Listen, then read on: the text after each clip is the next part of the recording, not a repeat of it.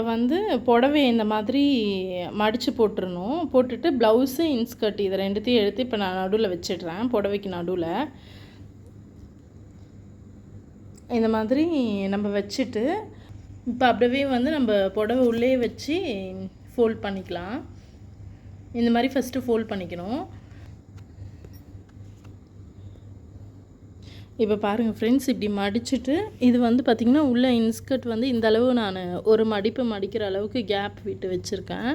இப்படி வச்சதுக்கப்புறம் இந்த சைடு வந்து ஃபஸ்ட்டு ஒரு ஃபோல்ட் பண்ணிக்கோங்க, அப்புறம் ரெண்டாவது ஃபோல்ட் பண்ணிக்கோங்க. இந்த சைடு வந்து பார்த்திங்கன்னா ஒரு ஃபோல்ட் பண்ணிவிட்டு நெக்ஸ்ட்டு இதை வந்து எடுத்து இது உள்ளே வச்சிடணும்.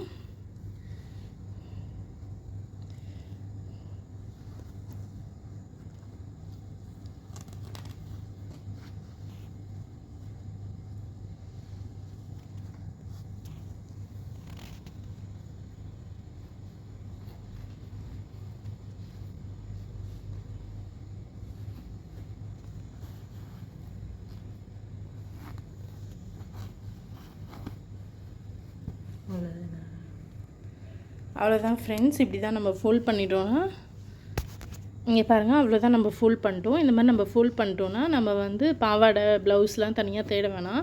அப்படியே இதை வந்து எடுத்து சூட்கேஸில் வச்சுக்கலாம். அப்படியே செட்டாக இருக்கும், நம்ம அப்படியே எடுத்துகிட்டு போயிடலாம். இந்த வீடியோவை பார்த்ததுக்கு நன்றி. உங்களுக்கு இந்த வீடியோ பிடிச்சிருந்தா லைக் பண்ணுங்கள், கமெண்ட் பண்ணுங்கள், உங்கள் ஃப்ரெண்ட்ஸ் அண்ட் ஃபேமிலியோடு ஷேர் பண்ணிக்கோங்க. Thank you, bye, have a nice day.